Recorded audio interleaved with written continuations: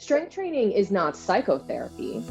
It can be therapeutic, and it can help your mind and your body. So it is a tool in the toolbox. It is a medicine in the medicine cabinet, if you will, but it's not the same medicine. It's not the same therapy as psychotherapy. You hire someone to write down a food log and take a look at what you eat, but you think you can handle your brain on your own? Maybe you have a wrench in your toolbox and it could you can bang on it like it's a hammer, but it's not a hammer. It's not actually going to do the job. There's many stages in the change process, and only one step or one stage is actually action. You don't always have to be in your head to be working on your head. What's up, guys? Thank you for joining me. Welcome to the Strenght Connection. I'm Michael Kurkowski, connecting with the top minds in the world of strength so we can share stories, insights, and experiences to help us become stronger every day. So Dr. Lisa Lewis, psychologist, addictions counselor, and the creator of Psych Skills for Fit Pros, joins me on the show today. I am obsessed with the topic of connecting both strength in mind and body. So talking with Dr. Lisa for me is an absolute joy. I first spoke with her last summer. It was one of my favorite conversations I've had. We talked about how we connect mind and body in different practices and the topic of leveraging our own superpowers. It was so spot on. And in this talk, I was excited to go into detail of Psych Skills for Fit Pros. It's the course she developed to help coaches assess motivation of their clients and uses the self-determination theory to maximize their motivation to help more people succeed in their goals for the rest of their life. The more we chatted, I realized that these are not just lessons for coaches to use. This is information that everyone can utilize, both for strength in body and in mind. If you're interested in the similarities and differences between the physical and mental sides of strength, you're going to love this.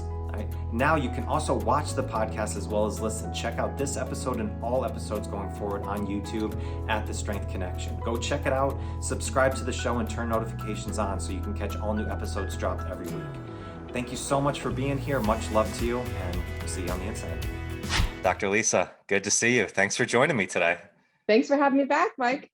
Yeah, no, as I said last time, it was one of the episodes we did on the Breakthrough Secrets podcast that I absolutely loved talking with you when we went through leveraging your powers and stuff. So I'm super excited to jump back on and to go over some of this mind-body connection that we all like to talk about. Good, let's go. Yeah. So, well, first off, I see you're getting back into training. I know you're recovering from an injury. So training going well again? Yeah, I mean, I'm always training. I guess sometimes my training is just rehab and recovery, and sometimes my training is full throttle. So I'm in a phase now where I'm not picking up super heavy stuff, but I'm hoping to get back to it as I, continue to rehab and use exercise as rehab. Yeah. You learned so much from that time, right? Of just building back up. Absolutely. Yes. Yeah, no doubt. So yeah. Well, listeners, if you haven't listened to the podcast we did with Dr. Lisa before, she's a doctor of psychology and addictions counselor out from Boston. Our conversation last time on the Breakthrough Secrets podcast was amazing, of really connecting the mental side of strength and physical side, and also got into Lisa's kind of origin story of how she got in. So if you haven't listened to that one, please go back and check that out. And, today, to kick this off, Lisa, the connection of mind and body with kind of in regards to strength, I think is such an interesting topic because I think getting in better shape for the physical body can definitely help with the mental side. Mm-hmm. But at the same time, this concept that's gone on of the gym is my therapy, I think is kind of, that can be misconstrued in some ways. So I know in your profession and really focusing on the mental side with people in your clients as well as fit pros, I'd love to just get your kind of, opinion on kind of that term, the gym is my therapy, and if that's on the right point, or if there's some things that we need to kind of add on top of that. Well, I certainly think that going to the gym and exercise, engaging with your body is, to use your word, therapeutic. And I think it is a therapy, just like there's physical therapy and massage therapy, there is psychotherapy. So strength training is not psychotherapy. It can be therapeutic, and it can help your mind and your body. But I think what you're referring to is people are saying, oh, when I come to the gym or when I train, that is a substitute for psychotherapy for me. Mm-hmm. And that's not true, because psychotherapy is different than picking up heavy stuff, of course. Right. But can it help with all the same things? Can it reduce depression? Can it manage anxiety? Can it help to lower stress? Can it improve your self-esteem, your sleep-wake cycle, your sex drive, your appetite? Yes, to all those things. So it is a tool in the toolbox. It is a medicine in the medicine cabinet, if you will, but it's not the same medicine. It's not the same therapy as psychotherapy is. Gotcha. Yeah, I mean, that 100% makes sense. And I think, the last time when we chatted, one of the things you said that was so interesting was, especially for Fit Pros, of when people sign up and we're getting into training, a lot of those people, even if they sign up, they put money down and they're not actually fully ready to commit to themselves. Yeah. Because of the questioning. And that was something that just jarred in my head so much of that. And I'm like, I think that really comes back to the questions that we ask people that we're working with, and sometimes the questions that we ask ourselves. And that's why this kind of whole idea of the gym as my therapy has seemed like people are getting in shape, they're getting in better shape, but still it's not 100% getting them to that full happiness and that full joy, from there. So do you think that's coming maybe from people not asking the right questions about their goals when they first get into health and fitness? I'm not sure about that. I think that often people know that something's wrong, but they're not exactly sure how to fix it. And quite frankly, who can really know? I mean, oftentimes what I find is two things. Number one, it's trial and error. In other words, as you are working on yourself, you figure out what helps and then what else is needed.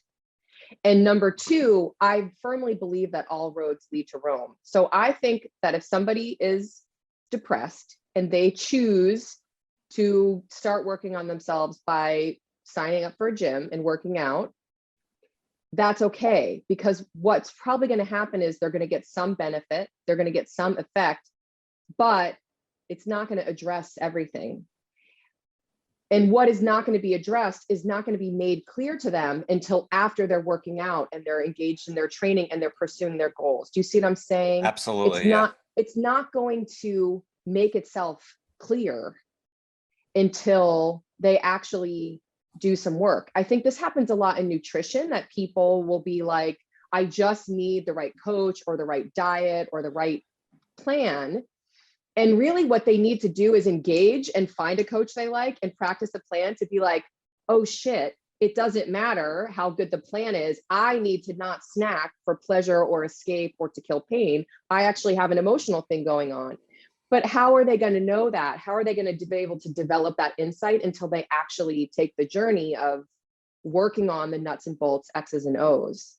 And so, many a time I have heard a client say, yeah, I joined the gym, I got stronger, I lost 20 pounds, I was feeling really good about myself, but still, I was having trouble in my relationships, or I was still having panic attacks 2 days a week or something like that. So I think that when any way that people work on themselves leads them in the right direction, it leads them down the path to Rome.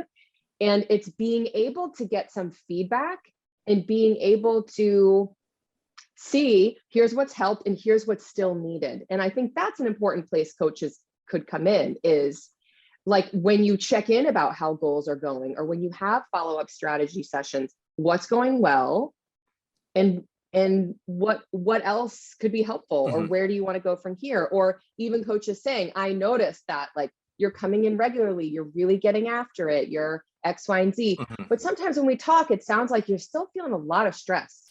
So certainly your training has helped with stress management like you wanted it to, but I'm thinking you want more. Is that right?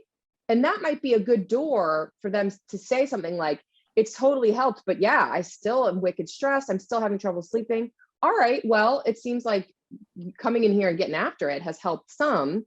I wonder if there's some other thing that would be therapeutic that would help to add to what you're already getting out of this.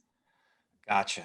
Okay. You see what I'm doing there? 100%. Yeah. So it's like, because a lot of times we like to see the whole picture in front of us, right? We like to see the whole road ahead, and that leads more to freezing and not doing anything, because if we can't see everything ahead, it's kind of like the fog versus, the light. It's like, just if you can see enough to take one step forward, that's the best thing that you can do. And these other things will come up over time. Yeah. Yes. And I think as a trainer, as a coach, Mhm. you have a really good bird's eye view where you could probably see your clients who could benefit from some psychotherapy, Mhm. but your clients may not be seeing that, because they come from different backgrounds. They have different beliefs maybe about what counseling or therapy is, or medication is, or any of that stuff. And what is great about their behavior is that they have chosen to engage in a relationship with someone whose job it is to help them work on themselves. Mhm. So I have a friend of a friend who has said to me before, I don't get why people get personal trainers. Like, you buy a book or you buy a program, you get the equipment, you do the workout. Now, theoretically, that makes total sense. The difference is you're not having a relationship with a human being who's trying to help you and support you. Exactly. And that's the important part. So that is one thing that they are getting. So they are sort of on their way maybe to thinking about, or that might be preparing them to think about talking to a counselor or a therapist. Mhm. So I'll say to personal trainers all the time, when they say, like, how do I bring up that somebody should talk to somebody, meaning a counselor or therapist? I'll say, well, first of all, they're already doing something cool, which is seeking you out for help and Mhm. support and guidance.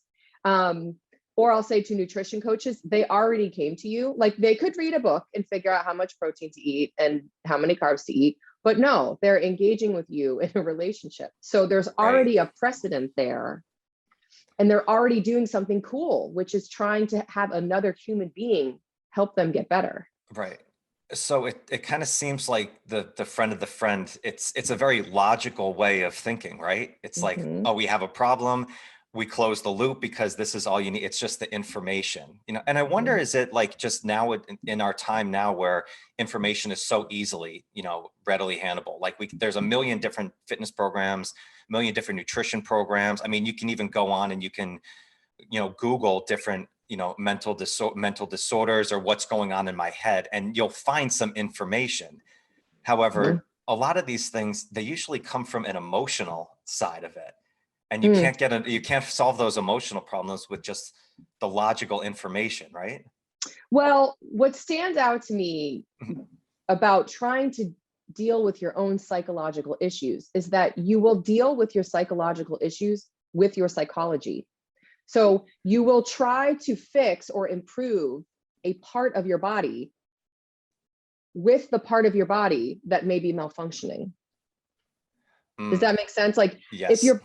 your thinking is off, your thinking is a little anxious, or your thinking is a little extreme, or your thinking is a little obsessive, how are you going to fix your obsessive thinking with your thinking, which is obsessive, Right.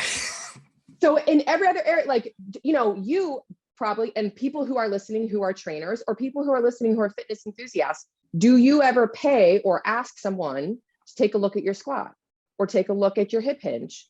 Why the hell do you do that if you've been deadlifting or squatting for 10 years, 15 years? You know exactly how to execute a hip hinge and you know how to squat. Well, you do it because it's a complicated movement and you need another set of eyes on to get some occasional feedback.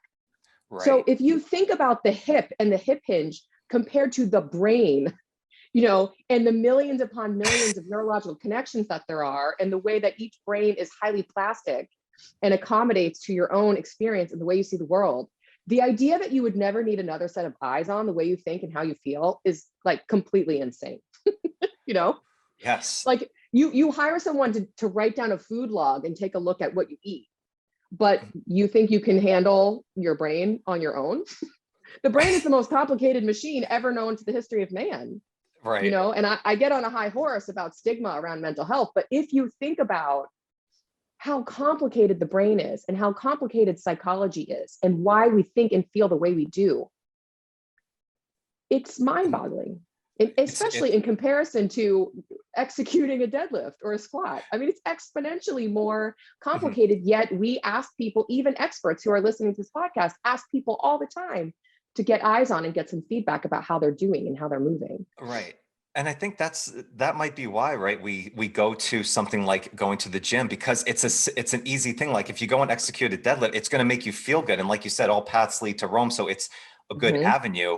However, Mm-hmm. the brain, which is like, I read a book called On Intelligence on this, where it's like, we still have like no idea what's going on in this freaking, top of our Chrome that's going on here. Like, there's so many different things that are going on. But that's such an interesting thing you said there, Lisa, about like, it's our own psychology trying to fix this problem. That is the problem. It's like, yeah, maybe you have a wrench in your toolbox and it could you can bang on it like it's a hammer, but it's not a hammer. It's not actually going to do the job. So it sounds like you're doing something, but it's still just not doing what you need to do. You need to go find that hammer, and you might not have that in your toolbox to go to. Right. And the point being that human beings need other human beings. We are social creatures, and helping professionals whether you are a tax accountant or you are a psychotherapist, your job is to engage in a relationship with the sole purpose of helping that other person, Right. and that requires your bandwidth, that requires communication skills. And it's a hard business to be in, I think, the people helping business. So when we talk about, I guess, what the larger topic that you and I are discussing is, people using strength training or exercise as therapy, it's therapeutic to the degree that they have a helping professional who's focused on them, and then they're going to increase blood flow to the brain and change their neurotransmitter materials and yada, yada, yada, all that stuff. It's still, the relationship with the coach is not focused on their thinking and their feeling and their behavior. It's focused on how they're moving in space in the gym. So it's just a different kind of therapy. Like, for example, I see a therapist who does dry needling on me. I love that. I think that's very helpful. But then I also see a physical therapist who looks at my programming and what exercises I'm doing and how to write my programming to help me get stronger. Both of those people are helping me deal with an injury. It's just that the therapy they provide is very different. Exactly. Right. Okay. Yeah. So, I mean, I think that's the huge point right there, is like just having those individual practices, those individual coaches. It's a connected result that you're getting to of making you whole. But it's like, if you keep going down this road, as you said, and you're getting stronger, you're getting healthier, that's going to help.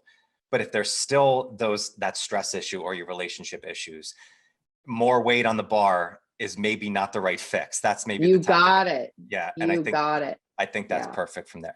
And I think this kind of segues into like your program that you do, which is the Psych Skills for Fit Pros. I think this is fascinating, and we touched on it briefly, last time we spoke, but not that much in depth. And I know that the term that you use a lot is that self-determination theory, for Fit Pros, and kind of using that skills in Fit Pros. If you could kind of give an overview of this program, kind of what SDT is and how Fit Pros can really use it in helping their clientele. Yeah. So self-determination theory is one theory of motivation, and there are multiple theories of motivation.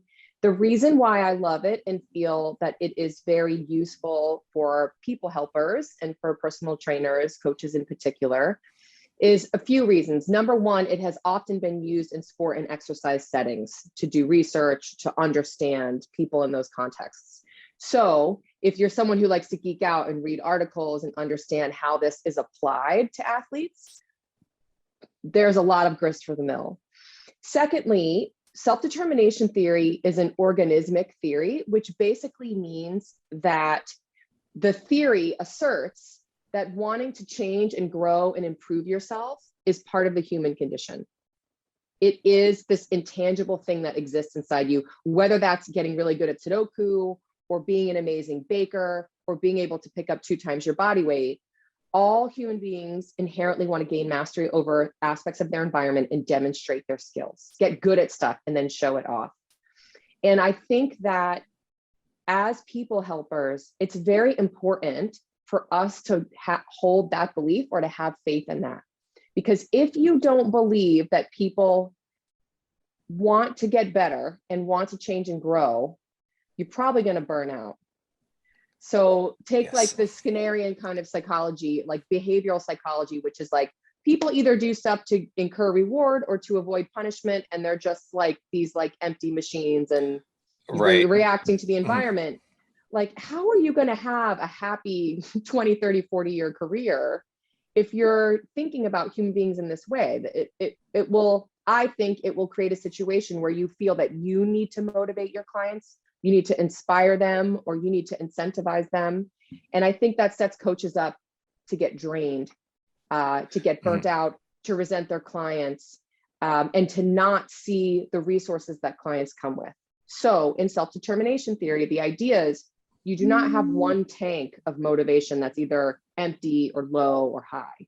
So when people say, oh, I have low motivation, it's not about quantity, it's about quality.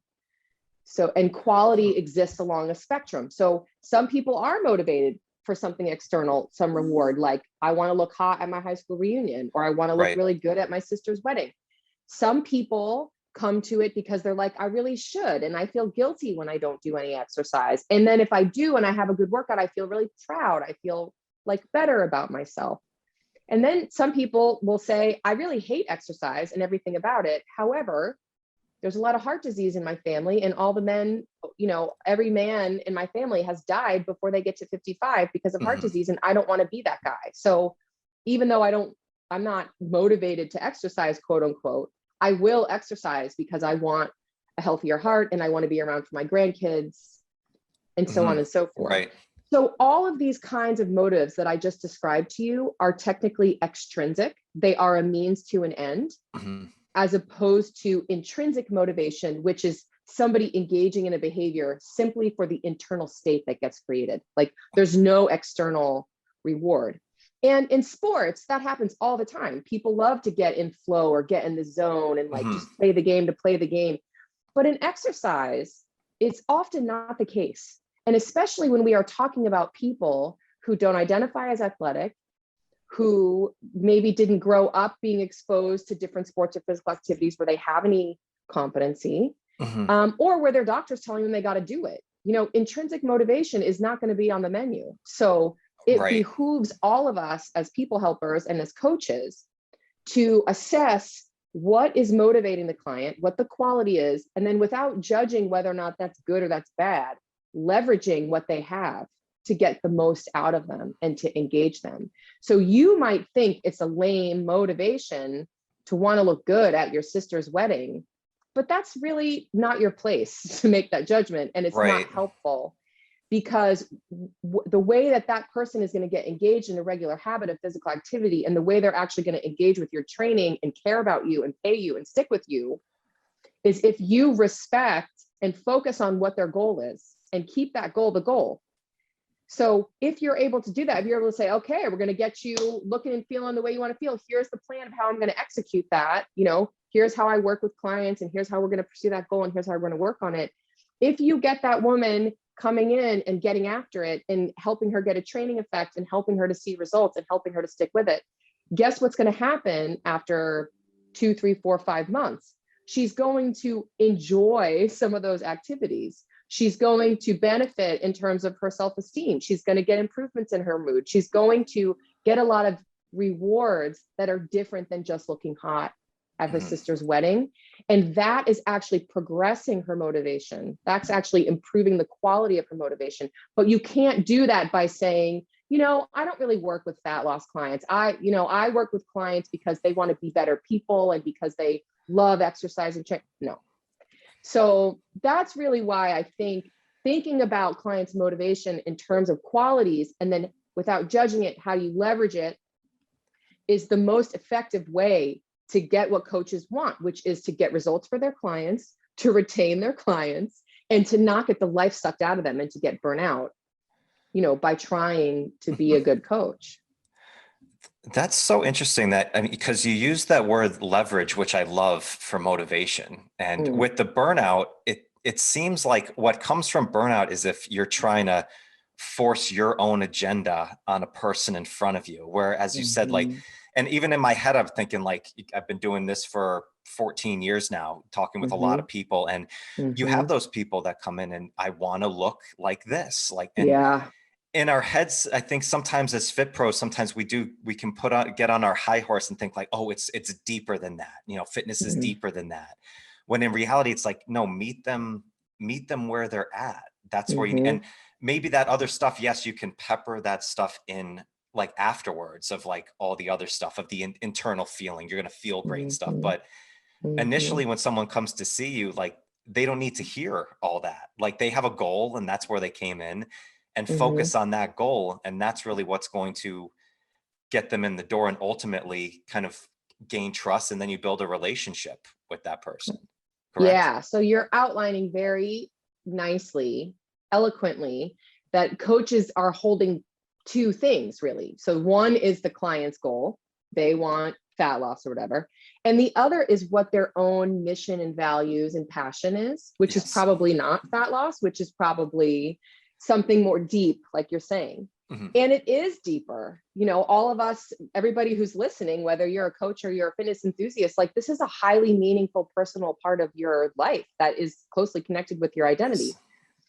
That's us. That's not them. You know, those people who are novices and coming in for weight, they have not had the opportunity to really integrate these behaviors into their personality and their values and who they feel they are as people. And the only way that we're going to help them get there is by meeting them where they're at and bringing them along. So in other words, we have to hold both. Coaches have to be like, okay, I want this person to feel better about themselves and connected to their bodies and all, you know, all of these deep things.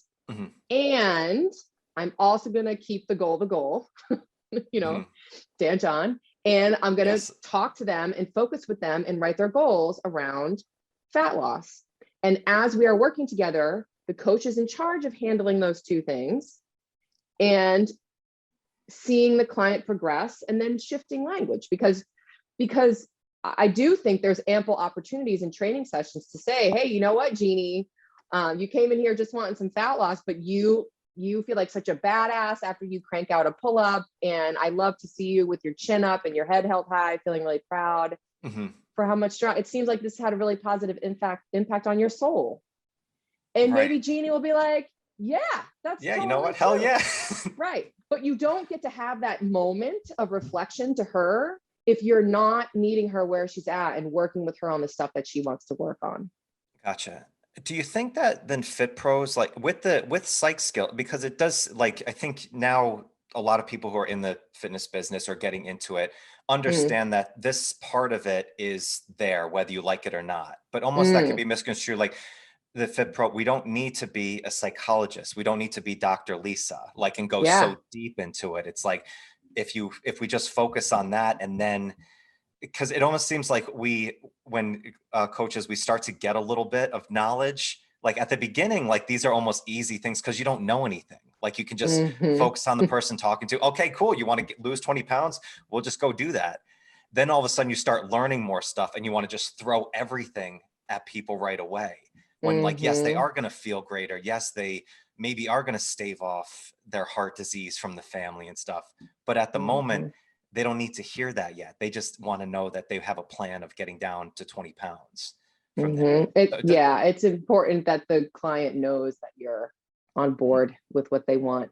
And just to speak to there's like a larger, I think, question in there about psych skills. I developed the course Psych Skills for Fit Pros out of experience of talking with coaches, doing in-services and speaking at seminars, and hearing coaches talk about motivation and talk about their own burnout and talk about how tricky it really is to communicate with people about changing their behavior and about making healthy behaviors. And so, you know, self-determination theory is the first couple modules of this course, Psych Skills for Fit Pros, Volume 1. And the goal is, number one, yes, present and teach about the nature of motivation and these qualities, but then also I take several hours in these little kind of 20-minute lectures to talk about how can you assess someone's motivation. So if you're having a strategy session, or even if you're just having a coaching session, what are the things you might see and hear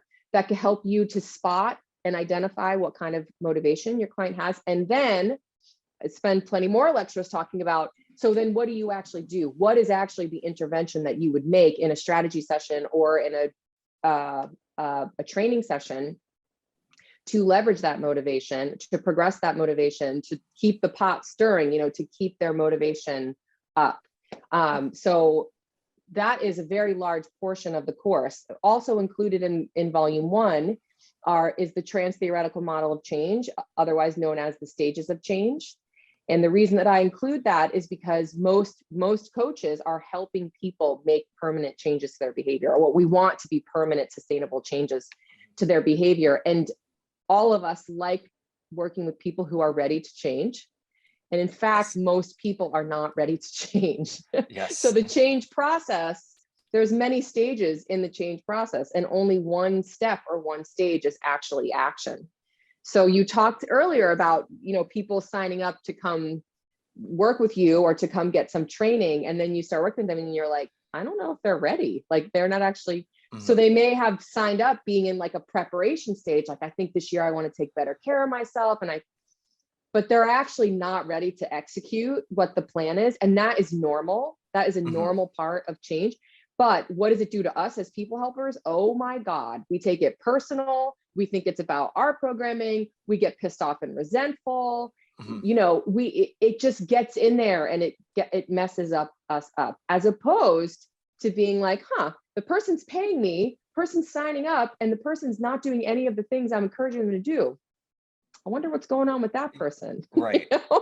We want to have good results, so we automatically look at ourselves. So I spent some time talking about that, how to identify what stage of change clients are in, and then how you as a coach can meet them where they're at to help them progress to where they're ready to take some action, and to prevent taking it personal and burning yourself out. Because that person who purchased, who's coming, or who paid you and is sort of not coming, they're preparing, and you might help them transition from the preparation stage to the action taking stage by the way you communicate with them around their non-compliance or their no-showing or whatever the behavior may be. Or you could make them feel like shit, and then they drop out and they don't actually ever get to action stage.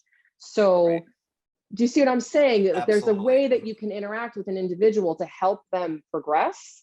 But there's things you can do when somebody's not ready for change that can really backfire and cause them to drop out or to quit prematurely. Right. Yeah, it's funny. It reminds me of when I talk with Rick Mayo from Alloy Franchises, and we were talking about this of, the guy who was spending so much money a month but never showing up, and came in and he realized, like, this guy he had so much money, like money wasn't an object to him, so that wasn't the motivator by it. And I think sometimes too, as coaches, we think like, oh, this person's spending so much money, why aren't they coming in? It's like, well, there's a deeper reason behind that, and it's very easy to just go to the first initial reaction, right? We get upset. Am I doing something wrong? My program sucks, or they're just not motivated. They're not a good client, or so we just throw those quick labels out. When in reality, it's like, no, like assessing the motivation. That was interesting that you said that about assessing motivation in that process. Could you talk a little bit more about that, of how that process works, like of how to assess somebody's motivation? Yeah, I will. And it's a great question. And I will say the course is about 13 hours of content. So I'm going to try to boil this down into 10 minutes. Maybe 10 minutes. Yeah.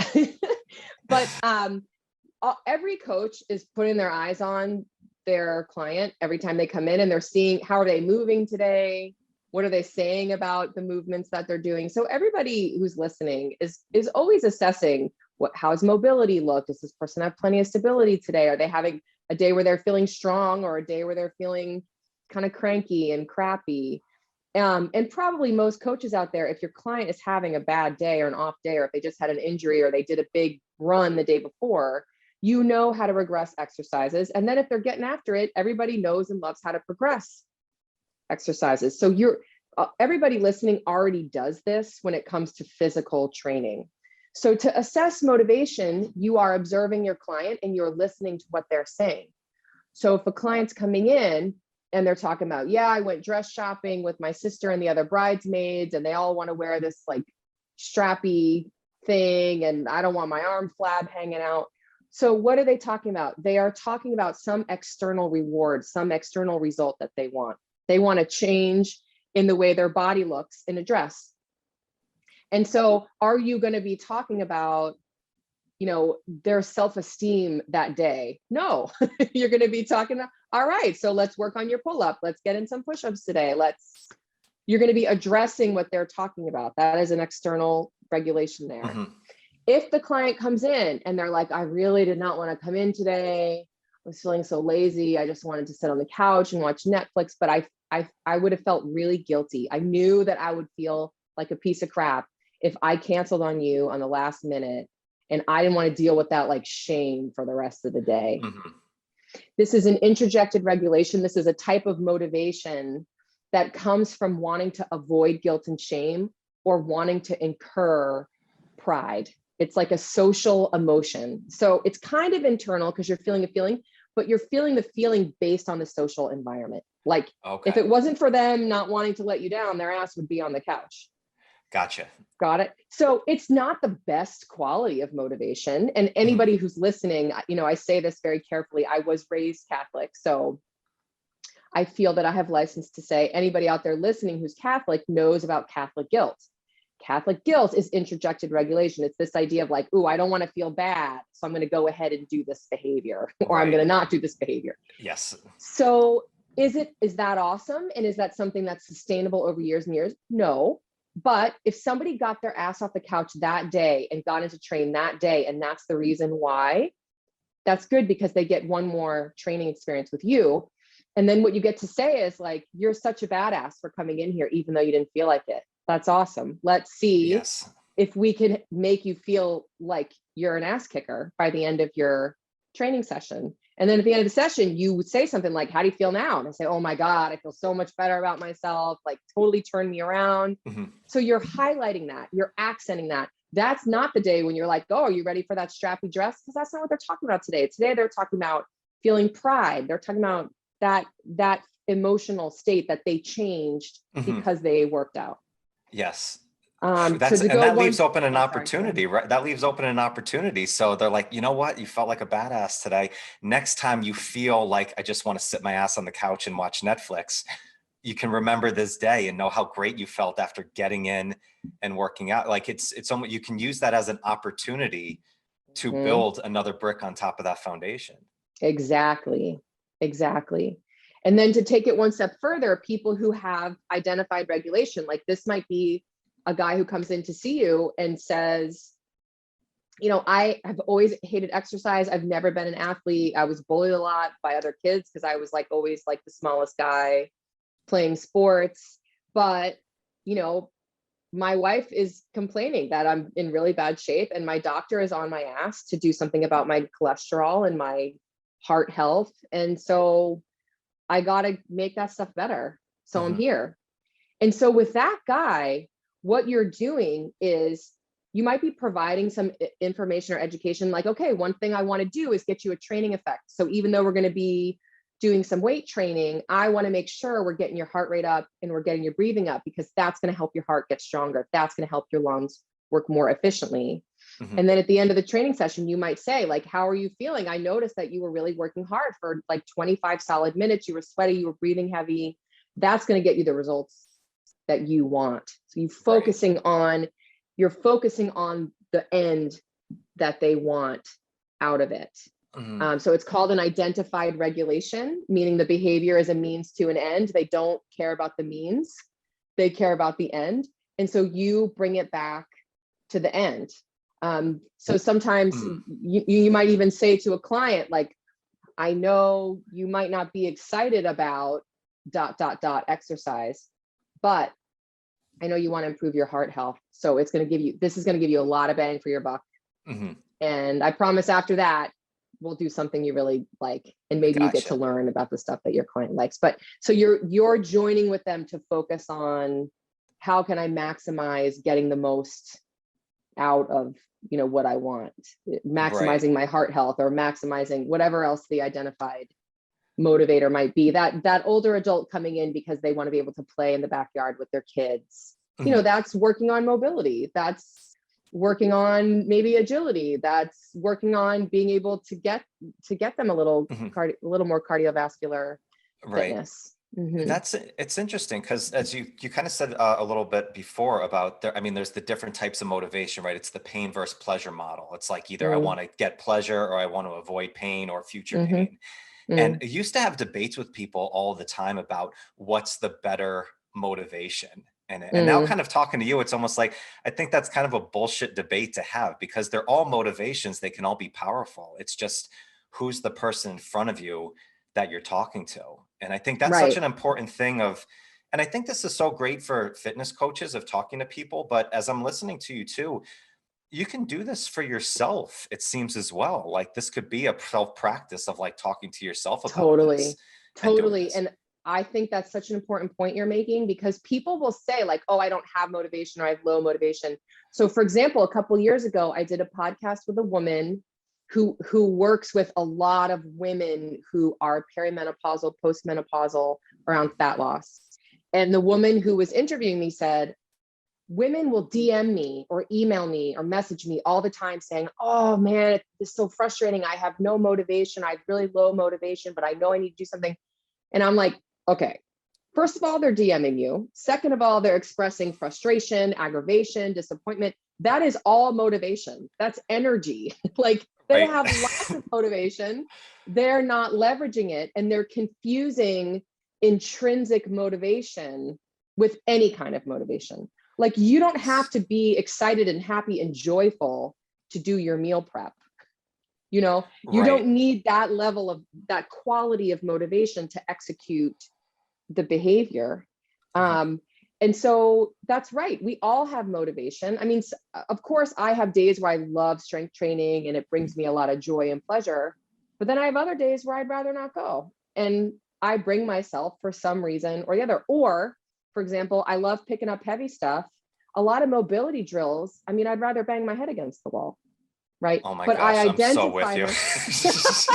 but I identify them as being important. It's an identified regulation. It's that quality of motivation of, I don't want to do this. I don't look forward to it, but I do it because I want to get back to picking up really heavy shit, or I do it because I want to be able to get stronger. And so improving my tissue quality is going to help me be able to get stronger. So we all have this and we all use this. And I think if we can just remove the judgment of like good or bad motivation and just think, what do I have today?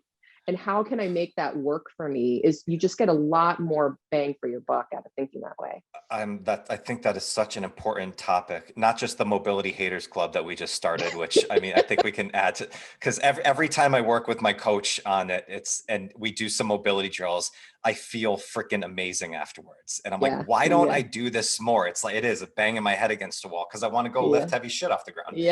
But it's the just motivation, just the topic of it is, I think like everything, there's a lot of different definitions to it. And I think a lot of people think that if I'm not deeply motivated, if it's not within me, all these like slogans that we see on Instagram or something, like, in maybe you do just want to lose 25 pounds. Like that's, and not even just like, I'll take that, away.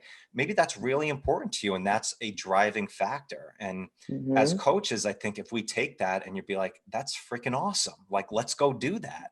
It's like, maybe it's like, I think we naturally judge ourselves, right? Of thinking like, oh, I'm not totally motivated, or that you have to be motivated the same way every day of the week. Otherwise you're not a motivated person.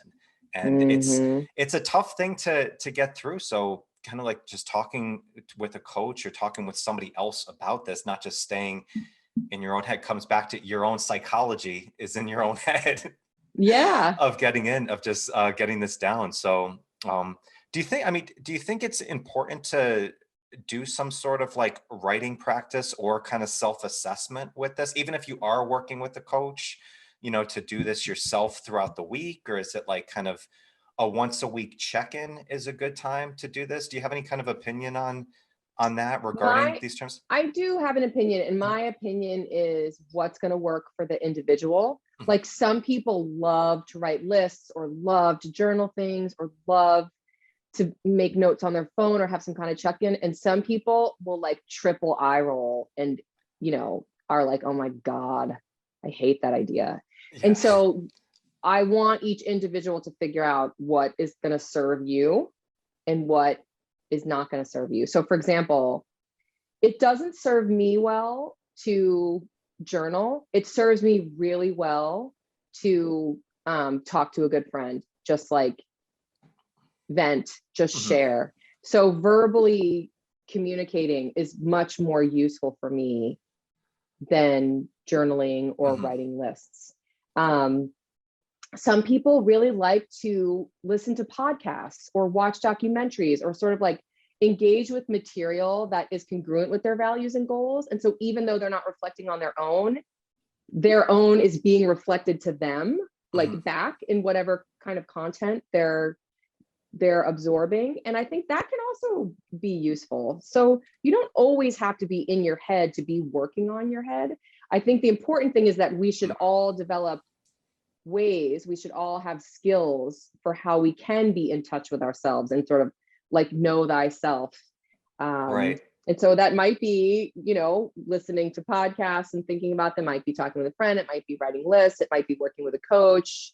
It might be going to a retreat once or twice a year, it might be meditating, but whatever your thing is, figure out what your thing is and then practice that. You know, it's interesting. I talked with my friend Denzel Allen yesterday on the podcast, and we were talking about kind of his process and stuff. And one of the questions that he asked, I thought was so interesting, is how do you learn? And it's like, are you an audio? Are you a visual? Are you kinesthetic and stuff? And I thought that was kind of an interesting question for coaches to ask people, because it's like, you know, in like the school system, we think we put everybody in a school and everybody learns the same way. It's like some people might not learn by reading or writing. And if we only do it one way, then we think that person's not a good student or that person is not intelligent. Where no, it's like maybe they get more from listening to it or so. And I think that's there was just an interesting point, you know, as you were speaking there about it's kind of, there's not one way to do this and to find what works best for you. I've meditated before. I'm not a great meditator. Like I just know that. Like I'd rather, I'm a writer. I write some stuff out and ask questions, and that helps me out. I know a lot of clients I've worked with have done that too, but like connecting on a podcast, like I get so much listening to you about this and like just driving information. So I think that is such a good point of like, you know, you can try the trial and error, kind of find different things for you and see what clicks and what works best for you. Yes. Yeah. No, this is, Lisa, this has been awesome. It's been great connecting with you and stuff. I feel like we just got started, but I want to be respectful of your time. So it's, yeah, the time did go fast today for sure. Yeah. So if people want to connect more on, you know, psych skills for fit pros, connect more with your content, what's the best way that they can go check it out? Thank you. So my home base is my website, which is drlewisconsulting.com. And I am actually going to launch a sale for the Volume 1 course in March. So I did that once last year and once the year before when I first opened the course. So I'm pretty sure this is the one time I will do that this year. And so if people are interested in checking out the course, or if you want to know when it does go on sale, what I recommend you do is sign up for my newsletter. And you can do that via my website, and you'll get one email a week. Most of the time it's content, but then when a sale comes up, you know, usually once a year when it comes up, you'll get information about that and then a discount code for the sale.